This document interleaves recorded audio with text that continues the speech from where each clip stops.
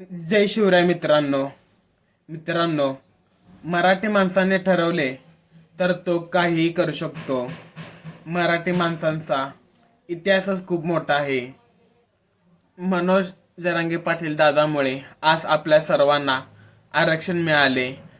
सरकारने आपल्या काही अटी मान्य केल्या. खरंच हा दिवस खूप आनंदाचा आहे. या दिवसाची खूप दिवसापासून वाट बघत होतो. मी मनोज दादांचे आणि आपले मराठी लोकांचे खूप खूप आभारी आहे.